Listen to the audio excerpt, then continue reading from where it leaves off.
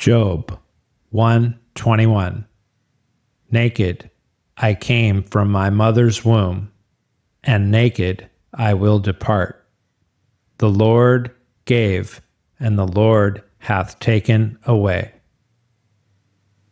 She did bring the moving van, it was later that weekend. And I sat there and watched, like many guys have, movers in my own house move. Like I said, we moved all my stuff out. And so when she moved out, there wasn't much left, right? And after she's gone, and this is, there's more too. There's like a grandkid. There's a daughter that I had, taken on as being, my family. They're there helping her move out. It was surreal, right? Just like, what the and then she was gone. And of course I was just in a state of, how do you even, you're not supposed to be anxious. I was just in a state of shock, just total shock. And this is like how many, like I said, this is number 10.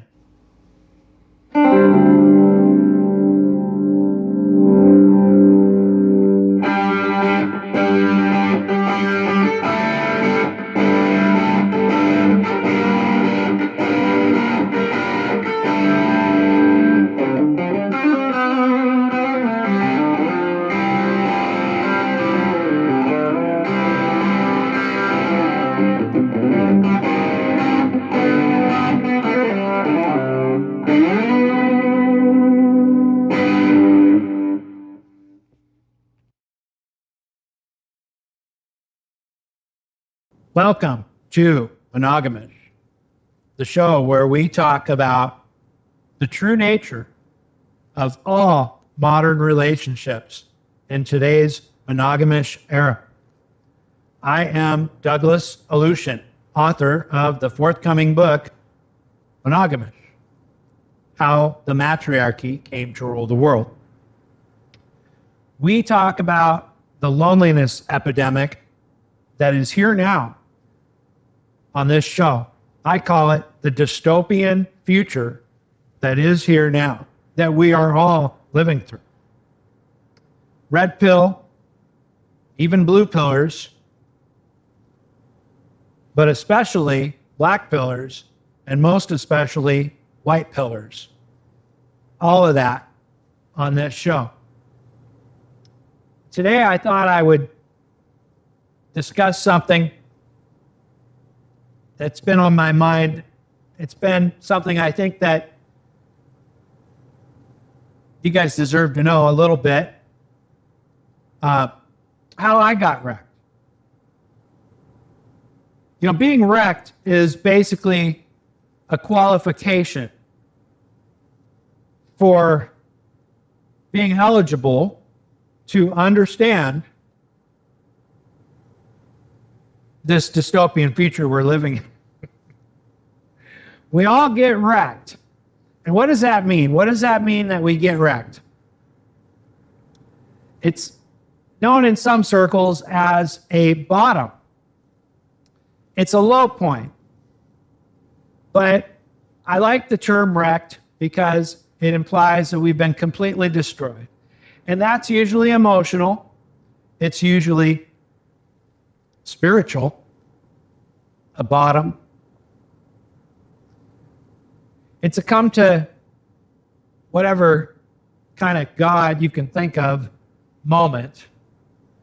But it's a pain that is unique to our day, that we are experiencing heartbreak and brokenness from the disconnection that we have with our fellow human beings.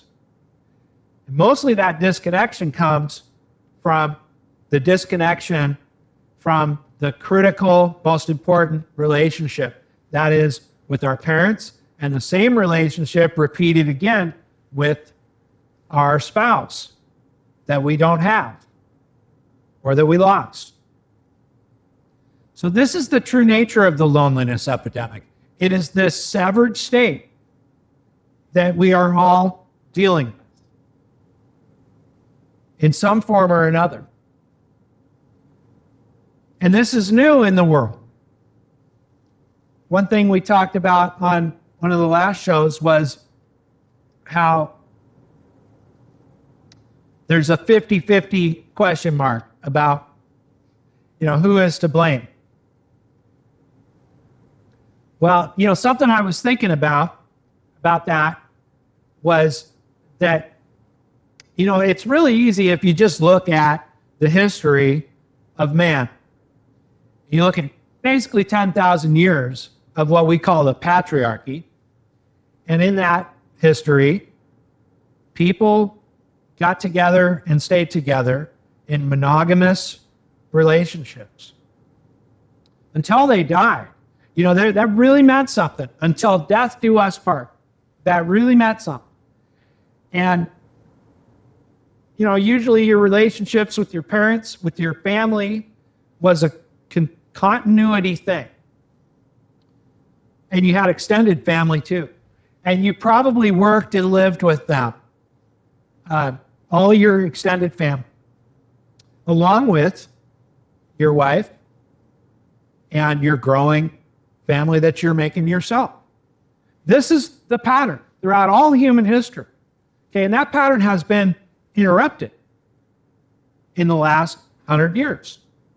That pattern has been interrupted. Nobody can dispute that. And that is what is leading to this thing, which I believe will be, the biggest event in human history, called the loneliness epidemic. It's not about men. It's not about women.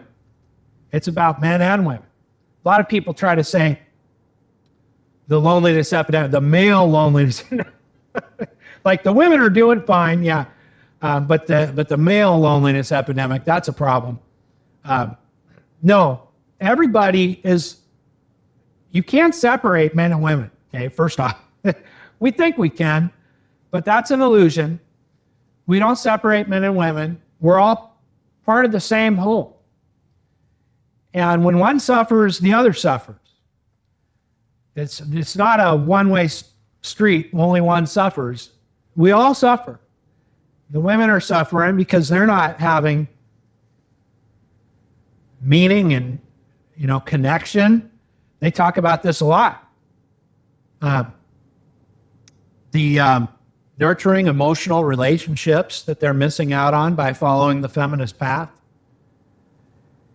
And the men are suffering the same way because we're not having families and we're all living for ourselves instead of living for the future with our families.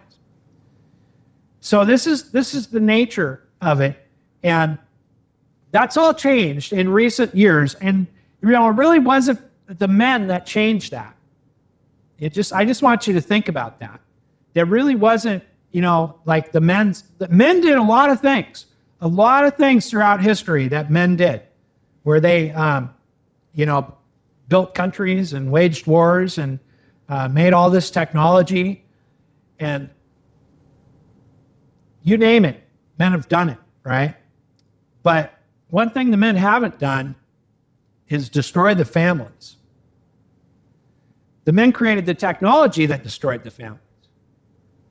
But, yeah, they're not really cool with their families being destroyed. So I'll just leave that there. But the thing is we're getting wrecked. We're all getting wrecked. It's just that it shows more with the men. And the men are more the ones that are making a sound about it, than the red pill. That's a lot of what the red pill is. A lot of what the manosphere is the men are saying, hey, this is a problem. We're getting destroyed. We're dying of deaths of despair disproportionately, as far as that goes, the deaths of despair. But like I said, I think that it applies to both sides. And so, what is my authority to speak on this subject? Why do I know the things I know? And how is it that I'm able to make these clear conclusions? Okay, so that's what I want to explain here. First off, experience. I have lived through this unique time that I say starts in 1960 with the final technology that men created that led to the imbalance of power, which was birth control. And so that was unleashed on the baby boom generation. And that's not me, I'm Gen X. I was born in 1971. But my parents were the first generation that was experiencing this destruction of the old patriarchal relationship system. See, this isn't just my idea. The feminists are all about it. They've been, seeking to destroy the patriarchy and overtly open about that as their stated goal, right? And they celebrate the victory where they have destroyed the patriarchy. So this isn't a manosphere idea that that's happening. But my parents got divorced when I was very young, 4 years old. My first parent divorce. And my second parent divorce was later. My mom remarried. And then I had a stepdad, and I was adopted. And I was, raised by him, which is another thing that's a fairly new concept. And that wasn't a widespread deal in the past. It's not even a widespread deal now. I think it's gone downhill. That was a kind of a brief period, I think, from the 70s to the 2000s, I'd say, where there was a lot of remarriages and a lot of stepdads. That's getting less and less. That, as I think a lot of men have woken up to, this, it's not a good deal to be a stepdad. And my point about my own family was that, what is my experience here? So I was born into this, and I call this the trauma of monogamish. Okay, the real trauma of today is the trauma that comes from the destruction of the family, and that's new. That people had all kinds of trauma in the past, but this trauma is unique to our era. And so that's what happened in my family. And then I went on to, I watched all this as I was growing up, and I was like, well, I don't ever want that to happen to me, And that's what happens is, each generation is learning and is like, I don't want to make those same mistakes, because I saw my own, biological father get disappeared. I didn't even know who he was, I didn't even really know him until I was in my 30s. And then I saw my stepdad get wrecked, married, they had another kid. And so it's just a mess, and then the child support and all, so I witnessed this stuff and said, I don't want that to happen. And yet, I thought somehow my case is different. This is what we all think, that's just an isolated incident. Not all relationships go through that. That's the kind of stuff we think. And then I, started to grow up and fall in love and have sex in the 80s. That was a very key time for me. And I think that this happens to most people, is that I was so blue pill, right? Because I was raised in the 70s. And I was told things like there's no difference between men and women. And I believed that, right? Then I get out there in, my teens, and I start dating. And I had my first girlfriend I got with when I was about 16. I mean, girlfriend. I was doing other stuff before that, but I was in a relationship from 16 to 22. With the same girlfriend. And that, in the old days, that would have been called the high school sweetheart. And then you get married, and you guys have kids, right? And she definitely wanted that, and we were kind of in the tail end of that whole thing. But I was more cautious. And thing that I say that people go through is that what I experienced in dealing with her was totally crazy, different, like thing. I didn't know what it was. But whatever it was that I was told as a kid, that men and women are the same, that rapidly got destroyed. You think that until you get in a relationship, right?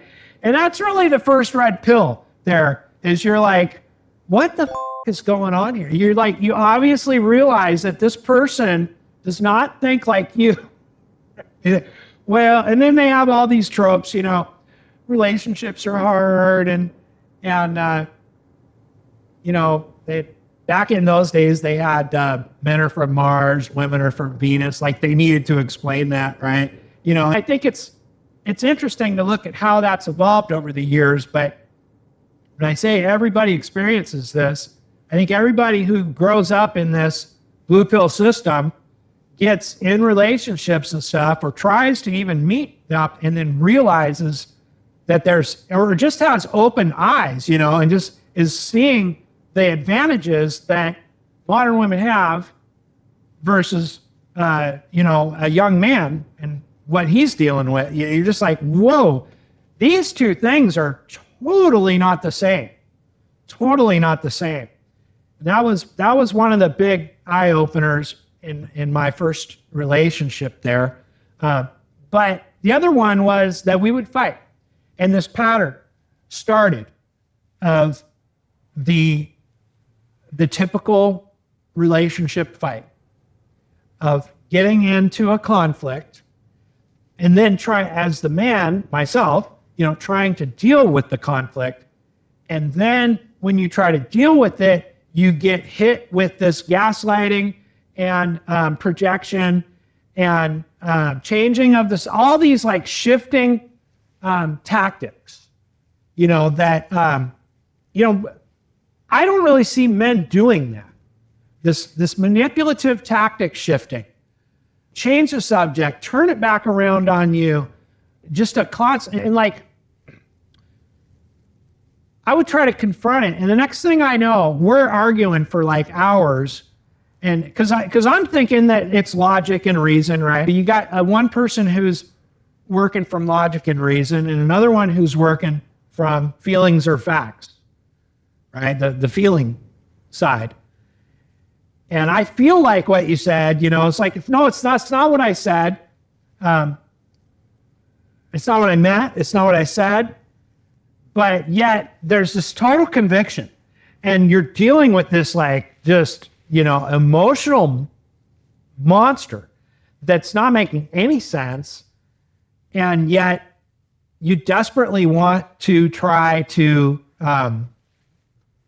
get back onto a common ground, place. And what ends up happening though, is it's a power struggle, and then you end up like breaking up, right? And then you go through this separation anxiety thing. Now, and today they got all these terms for this. They say this is a, attachment disorder, and I dispute that whole system, by the way. And that these are all like the modern psychology, which I don't agree with. I call it weaponized pseudoscience. It's trying to constantly just look at everything as some diagnosed condition that each person has. But I'm telling you, this is a universal suffering situation where you get into these, like, of course, you're going to have separation anxiety, right? And the reason why I've described it before, what's happening here in this fight is that you really have a dysfunctional system on your hands, because you have this concept, this modern concept of two equal partners, instead of the concept of that there's a leader and that there's a supporter of the leader, right? That's the old patriarchal concept where one side would submit, right, to the other side. And so you had this hierarchy of authority, but now we have no hierarchy of authority. And then we have this war that's going on of this power struggle where one side really has more power than the other. And, we can argue about, different forms of exercising power and all that stuff. But generally speaking, one side has more power than the other. And that side is the one that's, creating this conflict most times too. And so you get into that situation, and then you're just filled with anxiety, because the life that you thought you had, that you had this partnership, this connection, this union, this bonded, wonderful thing that human beings are created to have, right? Like since the beginning of time. Now it's in jeopardy, and now it's chaotic and out of control, and you're going to have to reformat your whole life, and this is why I call it being wrecked, because that can really be extensive, especially when you're talking marriage and kids and business and, a whole family structure that is being destroyed. That is an existential threat level situation. That kind of threat, where it threatens your whole family structure, is an existential threat. And think about the threat of that you can't even have a family. That is an existential threat. This is how profound this condition is. And, a lot of people lately have been talking about how we live in the best of times, right?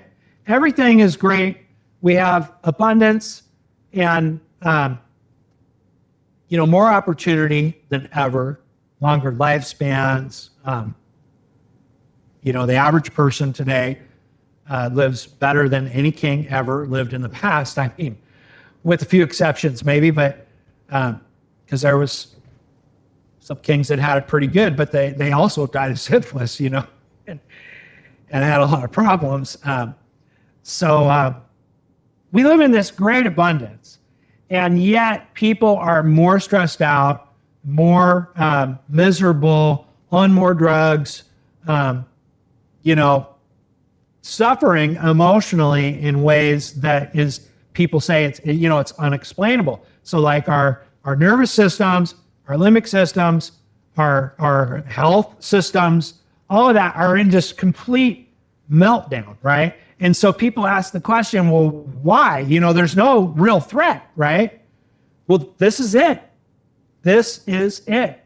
The existential threat is the destruction of your family. And so you go through that level 10 threat system when your relationship starts to spiral down the drain. That is a normal, healthy response. This is not an attachment disorder. This is a what is happening to my life disorder.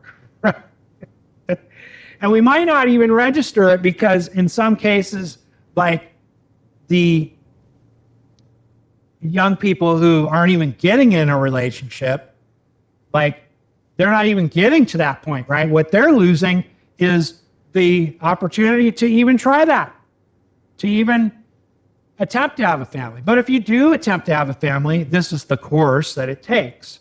And then you will get wrecked. Everybody gets wrecked over any considerable enough period of time in the modern system. You could be married. You could have multiple kids. You could be together for 20, even 30 years.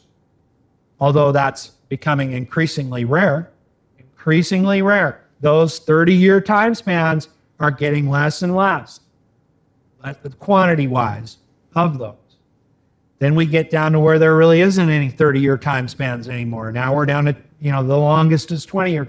This is what's happening with the statistics that is being covered up, really, and that's part of the denial-based blue pill system. So your family gets wrecked. That's the existential crisis. And how am I qualified to speak on this? My family has been wrecked my whole life. Now, that one early relationship that I was in, that was the first one. And that one got wrecked repeatedly. We would get back together. You've probably been through this too. And we would, go through this long period of brooding and silent treatments and this power struggle. Well, I'm not going to put up with her and that bullshit, or she's, I'm not going to put up with him. Even, dating other people. And then that brings its own drama, which is a whole nother modern phenomena. I'm not even going to get into that here, but I think you know what I'm talking about. But oftentimes you get back together, and that's, we would, in enough time, things have calmed down. You start missing all the good things about, all the good feelings about that relationship and the comfort of being connected with a supportive, part. You think about all the good times, and you get back together. And we would break up and make up. One of my favorite songs about this is from Alice in Chains. It's actually Mad Season, but derivative of Alice in Chains. Mike McCready and Lane Stanley. It's called Love, Hate, Love. It's just nails it. That song just nails it. Love, Hate, Love. Another one from that time, the Mother Love Bone, is called Crown of Thorns. And in that one, he would say, that's my kind of love. It's the kind that moves on. It's the kind that leaves me alone. Yeah.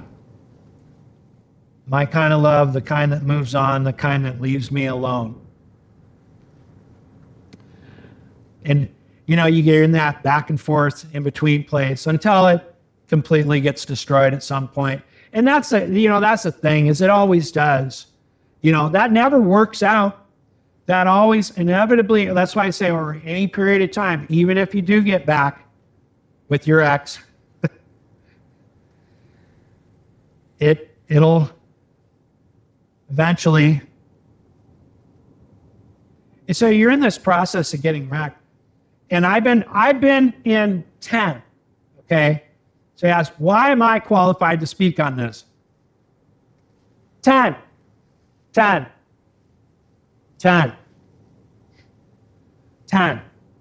I've been in 10 long-term relationships. We're talking 3 to 7 years. 10. Over around a 40-year period. So, 10 divided by 4 is 4 years, is the average. This is fairly typical. 10's not typical. I would say, a number for a typical person. A lot of my friends that are my age and so on, be 3, maybe 3 or 4. This has never happened before, right? That's what I'm trying to point out to people. This is a phenomenon of the modern time that I believe comes from technology. It's never been this way. People didn't have 10 long wives, essentially what it is. They might have had 10 wives, but they were, with them. They didn't leave them. They weren't like, this is serial monogamous relationships. They're not really monogamish, or they're not monogamous, what we used to call monogamous. No, they're not that. They're monogamish. And I have experienced this fully. And one of the big things that I came to learn was that I was not the only one. I was not unique. That's the thing that makes people confused. They think that it's just theirs. It's just this one relationship that's the problem. It's not. It's not just one. Okay, hold on. And I'm going to tell you about my last one. The last time I got wrecked, which was in 2022. So I'm going to tell you about the last time I got wrecked. Just the last one, because there's too many to tell all of them. It would be a long story. But I'm just going to tell the last one, because the last one was a real doozy. And the last one is what totally got me to finally see this pattern completely. And I did this so you don't have to, hopefully. But it's a crazy story. So I was in love back in 2015 with another one that was, really the one that I really, really loved. And I had to leave her because it was just too sick in that situation with the, there was a kid situation that was just not okay. Whole nother situation. But with that girl, I had, I was really with her, call her R. She was the most beautiful, most perfect woman for me that I could have had kids with, should have had kids with. But it was too toxic. And I left that. And I made a decision at that time, and this is typically what we do. We look at our situation and we go, well, what was I doing wrong? And I decided that, well, I'm going to just try to let's focus on not the physical attraction first, but emotional stability, emotional availability, finding somebody who's a real partner that I'm really compatible with on all the other levels besides the physical, and putting the physical kind of second, right? And so that was kind of my game plan. And I met this woman, we'll call her D. And Dee was a very interesting woman, and she was very smart, and we just really hit it off. And it was just, it was the mental, emotional, spiritual connection, not so much the physical connection. Although, I just figure, well, I've done plenty of that. I want to, let's focus on, and I was believing a lot of modern psychology. I'm not going to get too deep into that, but I was down the rabbit hole of that. I worked on all my issues. I had done all my healing. This is what the girls are saying now. Oh, we need a guy who's done his work. I had done all my work. And this woman was older, not my normal style of being with somebody 10 or 15 years younger, but she was like a year or two older than me, and but had just compatible. And we would do long walks on the beach. I mean, I'm talking long walks on the beach. She loved the fact that I like to take her out and go hiking like I'm doing right now. Here it is, Friday night. I'm going to go climb a mountain before it gets dark. She told me when she met me, and she was totally, fell for me, in love with me. She told me that, she said she's never met a man who would talk to her about deep subjects. That's me. I'm Deep Doug, right?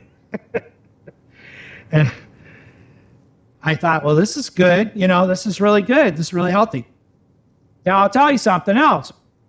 At the time, I've been into bikes my whole life, right? Bikes. I mean, I'm talking from racing BMX when I was a kid to mountain biking, insanity, road bikes, to motorcycles, dirt bikes. And then at that time was, talking 2018, 2019, 2020. I was really into motorcycles, and I was really into Ducatis and racing Ducatis. And when I say really into, I'm not exaggerating. I would ride my bike, my Ducati, on backroads over to her house every night during the 2020 and beyond, right? And over to her house, and then we would walk around a lake where she lived, which is near me, and talk and walk, every night, for years. And I got this Ducati Panigale. It was 2021. I bought a brand new Ducati Panigale, and it was a V4. And I wanted the SP, which is their high-end version, but they were sold out. So I got the regular one, and I was just going to build it up the way I wanted myself, right? So I did that. And I spent the whole winter of 2021 building this bike, brand new bike, $40,000 bike, put another $40,000 in modifications to it, on it. I mean, this thing was amazing, right? And I was good at riding, track riding and all that. So spring of 2022, April 24th was the day of 2022. Just passed my 4-year anniversary from that day. And I'll tell you why that day is important. Because I went out for a ride with my friend, and we rode couple, 150, 200 miles all around Northwest Washington, back roads, just sick lines, talking, 150 plus. No problem. Had a great day. Stopped at the beach on the way back, take a little break. Took a nice picture there at the beach. Maybe I'll put it up in the video here. And shortly after that, 5-10 miles back to home, just cruising down the regular road, a drunk pulled out in front of me and hit me head on. And I flew. According to my friend who watched the whole thing behind me, my bike exploded, is all carbon fiber, in a million pieces, like this giant bomb. And I flew through the air, doing flips, and landed about 40 feet down, head-on collision, doing about 50 miles an hour. And I should not be here. And in that collision, I ended up getting scraped off the highway and delivered to the hospital where I was dying. And I was in the ICU at the hospital, and I had my pelvis was basically just a pile of bones. It was shattered in 8 places, my pelvis, the central bone in your whole body. And both wrists were broken from landing, on my hands. And the worst part was I was bleeding out internally through my bladder. There was a hole in my bladder, and I had sepsis, and I was dying, and they couldn't find it. And luckily, I have a very powerful relationship with God. And I knew in my heart that I was going to be okay. I knew it. I just knew it. And I was so blessed because she was there. She was there for me. She showed up, and she was there, and she was there every night. And I was in the ICU for 3 weeks.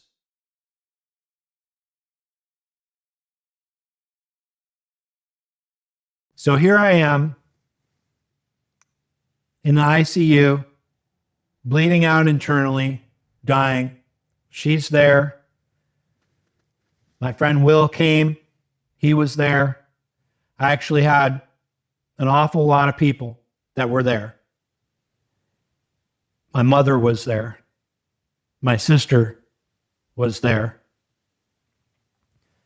It was one of those situations where you I don't know, you always kind of wonder if people will be there. They pulled through.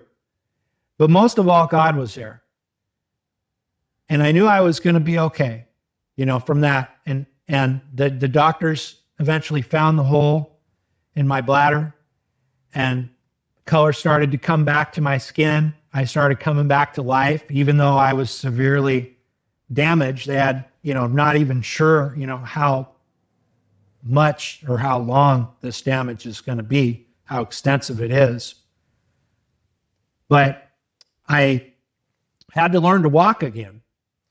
And I couldn't walk for approximately 6 months. 2022. Yeah. This happened in the spring, April 24th. And all that year, and I was in this rehab. I didn't go home because I couldn't even shit, right? Like I needed a lot of help until I could, slowly start to get up on my own, and it was extensive. And when I was in the rehab, we worked out a plan. She was going to move in, and what got me was the fact that she was there when I was, in this situation. And I just had decided, that, okay, well, this is it. I've been really holding out on getting married again and all that. And I was like, whatever this woman wants, I'll give her. And she wanted to get married, that was her thing. And she'd been divorced too. So that was the plan. She moved into my house while I was in rehab. She moved in. And during that time, I had to get rid of a lot of stuff to make room for her in my house. And so there was this process of, and I was, managing it from the hospital on my computer and phone and stuff. But I had, new carpet put in, new floors put in, a bunch of stuff, just gutted, my stuff, and I didn't care, I was just excited to have, be moving forward on a new life, And it was during that time, me and her, we didn't really argue a lot, but it was during that time that, I just wanted her to be there at the hospital. That was kind of my thing with her, was like, come visit, me every night, and she's like, no, I gotta do this and I gotta do that. And we started getting in these arguments, and it was really weird, it was just really weird, the argument, because I saw this other side of her, that is a common clue to things are about to get weird, where she just would get really angry and like not have it, just like disproportionate, right?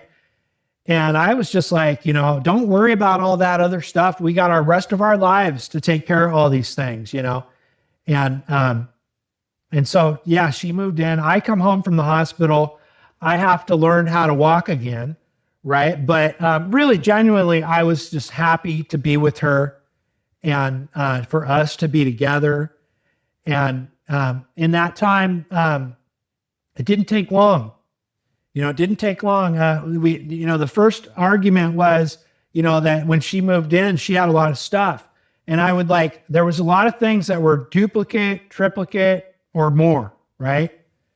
And I don't like that. And so I started asserting my, patriarchal authority. And I said, here's the deal. I'm laying down the deal. The deal is that we only need one of everything. We don't need two of everything. We don't need three of everything. And I'm like, we got two. This house is cluttered. There's too much stuff in it. And we need to, and liquidate, that. And that really met with a lot of resistance.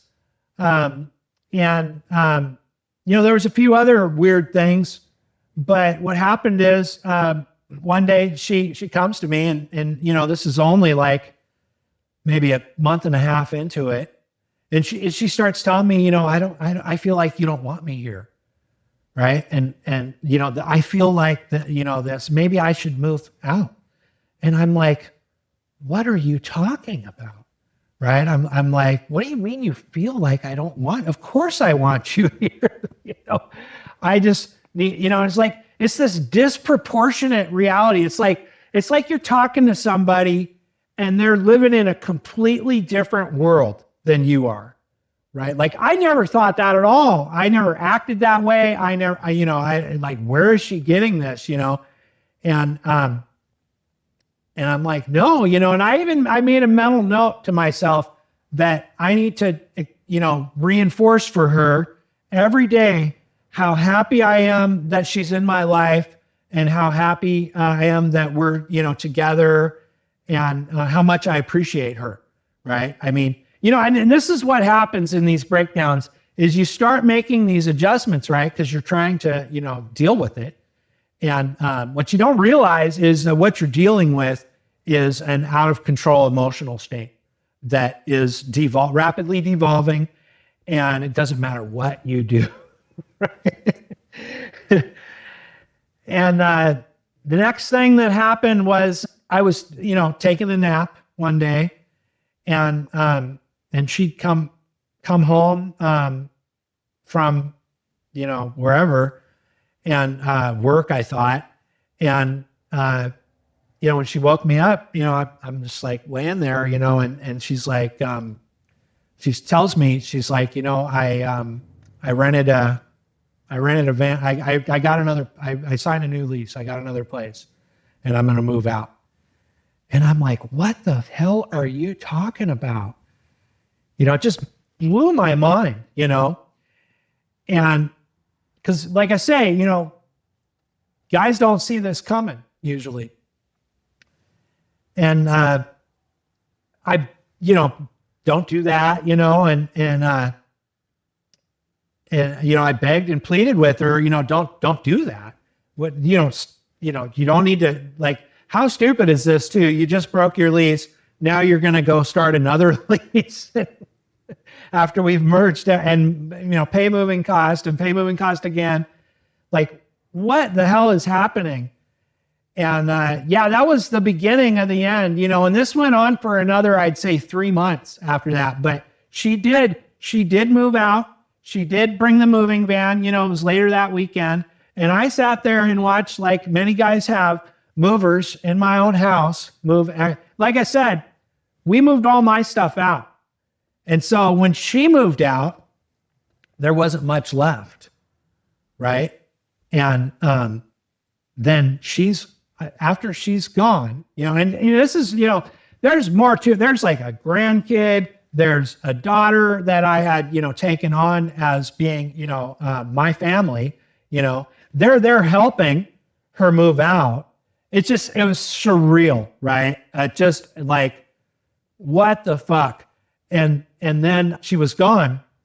And of course I was just in a state of, how do you even, you're not supposed to be anxious. I was just in a state of shock, just total shock. And this is like how many, like I said, this is number 10. And so I'm talking on the phone, I think probably to my friend Will, but I don't know, could have been other people too. And I can hear my voice echoing in the house. That's how empty and hollow my house has been hollowed out. And it was like a metaphor for me, for my spirit. Now, mind you, I just got totally destroyed in a motorcycle accident. That wasn't my fault either. Now, my woman has left me, and I don't know why. I don't even know why. This goes on for like a month. The first thing I do is I fly out to go see Will in Idaho, and I'm staying with him and his wife, and we're just banging. Nobody knows, everybody's trying to come up with these theories. Well, maybe it was because of the accident. Maybe it was because of this. Maybe it was because of that, right?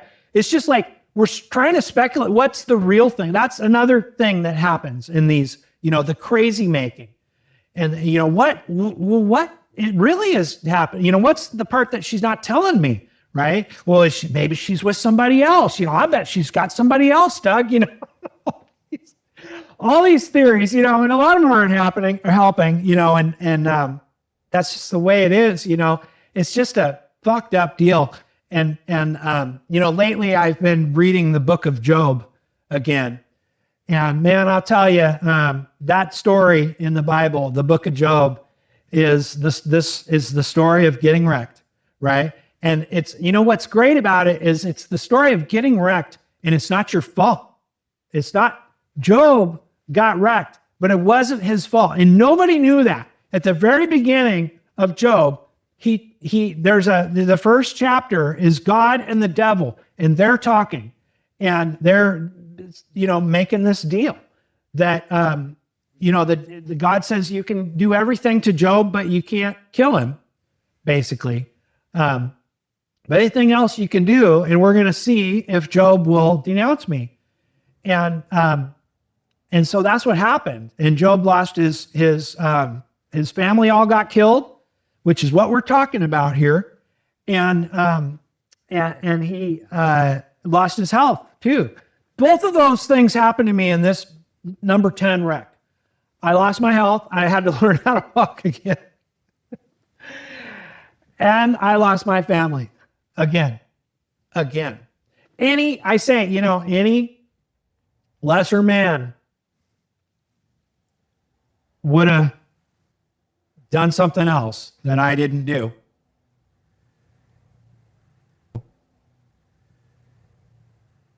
But what did I do? I got on my knees and I prayed. And that's the same thing as Job. Job's friends came over and they tried to, console him, right? And you know how his friends consoled him? They said, well, you must have sinned, and this is why this happened. They didn't know any better, right? They didn't have another answer. This is called retribution theology. All they know is that, bad people, karma, right? Right. And this is the kind of thing that people think when they get wrecked like this. They think, well, it must be my fault. It's my broken picker. It's one of a million things. Well, maybe I didn't, maybe I didn't tell her enough, how much I appreciated her. Maybe I shouldn't have done this, or I should have done that. And so, yeah, I'm over at Will's in Idaho, and then I get a call, and I talk to her. I finally was able to, 3 weeks down the road has gone by. I finally was able to talk to her, and I says, well, I don't understand. Can you just tell me what happened? And she says, yeah, I read this book that is called Attached, and it's about attachment theory. And I think that you're an avoidant, and I'm an anxious, and we're just not right for each other. And she's like, you should check out the book, right? I'm like, what are you talking? So I start thinking about that. And of course I go get the book, and I start reading about attachment, which is one of the latest, theories that is trying to explain this stuff that, is, there's all these theories trying to explain this. And I'm telling you, the only one that has it right is I hate to say this, I'm not the only one that has it right, but I've written a comprehensive book on this subject, right? That explains exactly what's led to this being a systemic. See, all of these guys, they're trying to, it's this. No, this is a trend that's happening to all of us. All of us. This is a worldwide trend, in this situation, that's where I finally figured it out, was in this situation, because she did come back. I did, they took 2 months, and then there was a storm and a power outage, and the whole Seattle area lost power. And it was winter, it was cold. And we ended up talking and going to Wendy's, and next thing you know, we're like, well, and I told her, I said, here's the problem with the attachment theory is you say, I'm avoidant and you're anxious. I'm not seeing that. right? This is what I mean by projection. It's always projection. She's telling me I'm the avoidant one. She's the one who's leaving, right? She left, not me. And she's the one I was totally committed. I was actually a secure connection. I was the exact thing that they say that they want. I was emotionally available. I was committed. I was able to discuss things. I was, on every level, right? And this is how I know this is all bullshit. This is how I know, because I did it. I lived it. This is why I can speak on this subject with authority. I fully vetted this whole thing in every aspect of it. This is just a small part of that I'm telling you. And I told her, I said, well, I think that, you're the one who's avoiding, right? And I'm the one who's anxious. I was just a wreck, And she just rapidly, dismissed that, and I'm so now we get back together, and I'm doing what guys do. I'm simping out big time. And I'm like, what is it that you need to, make this thing work? I said, let's go to counseling. And she was all about, even back before when we first met, the Gottman approach. Now you'll find that the Gottman approach is the leading solution for why relationships fail and how to have a long-term relationship. This is the blue pill answer. And the Gottman Institute is based right here in Seattle, and they're from the University of Washington. And that's where they developed this Gottman approach. And so I get her into counseling with me and with a really experienced psychologist, and who does the Gottman approach. And we are going to, use this on our relation. And the first step in the Gottman approach is that you take this 200 question study, and then they identify your styles of arguing and their whole thing is that the couples who can argue together stay together. And I'm simplifying it, but that's essentially it. We both go to counseling, we both talk, and in that time, then she's telling me all this stuff, and this is why I talk about another concept. I talk about who is the real woman, right? Because you see this totally different person. And I'm not even going to get into that. I'm going to try to wrap this up, but then we have individual sessions. And then we take the test, and then, that's the process, right? And we never made it through the test. During that, she picked a fight with me, and we got in a fight. We took a trip over to Leavenworth over here, and which is, up Highway 2. Great place. Look it up, Leavenworth, Washington. You should go there. It's cool. We got in a fight on that trip. Over the driving. She was trying to tell me how to drive, and it was you'll get pushed. And I got pushed, I got pushed all the way to my breaking point with that. And she was telling me that I have to, we'd had this argument before. I have to come to a complete stop at stop sign. She had a few different rules she was trying. And there was some other weirdness that happened that weekend. She had this trip where she was trying to tell me how to wash my hands like a kid. She was just reverting to this weird state, right? Something had happened to her emotionally, and she had just checked out. And that's the common theme here in the monogamish 12-step run rate. There's a emotional checkout that then later leads to an exit phase. And she was on that exit phase, and she just, found a reason, and it was the not coming to a complete stop, and we just argued about that. And I just told her, I'm like, I can't do that. I can't let you dominate how look, I want you to be safe and everything, and I want you to feel comfortable in the car, and I mean, you guys see me drive, right? Like, I'm a good driver. And she's like, and I told her this. We had this, and I said, if I was to allow you to run this like that, and if I was to submit to that, then that would be wicked on my part. That would be me, submitting to you in a unhealthy way, and you need to submit to me on this. And then we went our separate ways. And then the next day was my birthday, and we were, there was a lot of tension, and that was January 18th, 2023. And I called her and I talked to her on the phone, and she said, Douglas, I can't do this. I can't do this. And she said, we have to pull the Band-Aid off. And that was it. And then I tried to contact her after that, I was blown away. And I was like, and that started for me. That was the last time I got wrecked.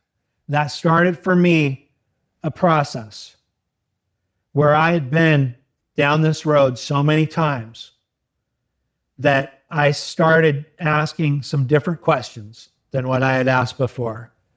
And the questions I started asking were more like, what is actually happening here? Right? Because just like Job, I knew that I was a righteous man. I had not done anything wrong. And there's might be some little things here and little things there, but it just didn't make sense, right? Like, I had done everything right. And like I said, I got wrecked physically and emotionally, and, just in every possible way. And that was the final straw for me.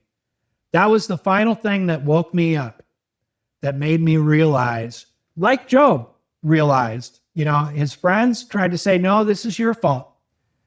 And he said, guys, I don't think it is. I don't think I did anything. There must be a higher reason. Job understood that God was testing him. He didn't really know why or how or the details of it, but he understood that. And I understood finally that this isn't my fault, and that there's something bigger happening here. And that eventually led me down this path to where I was, I decided to write this book in that process.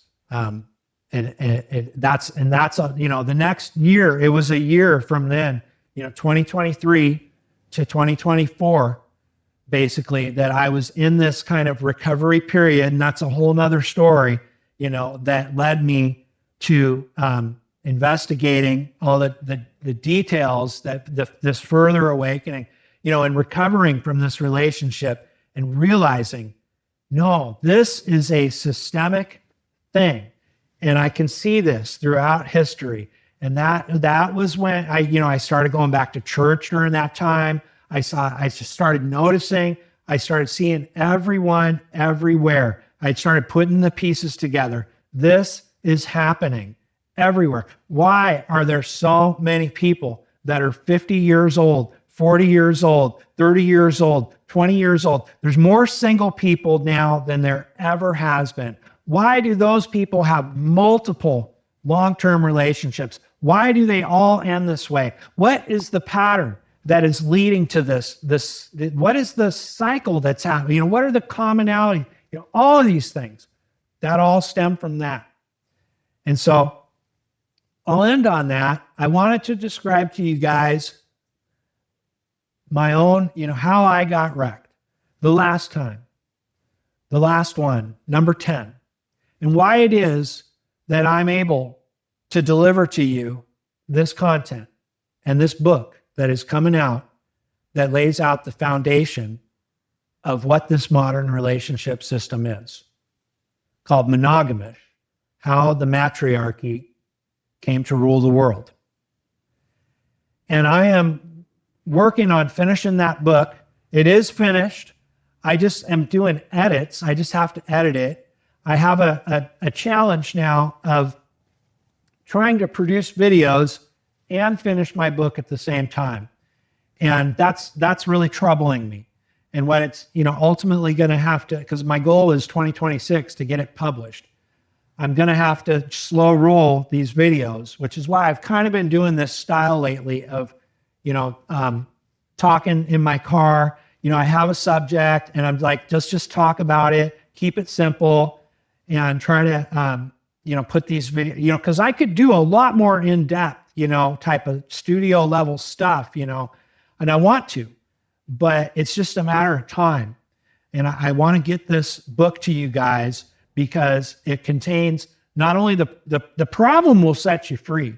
The half of the battle is understanding that this condition is happening to all of us and it's not your fault, right? And then the coping solutions that are how we can survive and thrive in this loneliness epidemic, dystopian future that is here now. So I'm going to go climb this mountain. It's called Haybrook Lookout, and it looks out over Mount Index, which I told you about in the last video. And I'm hoping to get some video footage. We'll see, because we're pushing up on dark here. I got flashlights. I'm probably going to be going down in the dark, but we'll see if I can get that footage or not. And thank you for listening to my story. And I want to hear your stories, and I know that you have stories that are similar. There's so much that I want to do. I am on a mission from God. I am committed because of the experience that I just told you about. I believe that God has placed me into this unique position where I'm able to disseminate this information. And that's my goal, is to get this out to the world. So God bless, and I'll see you soon.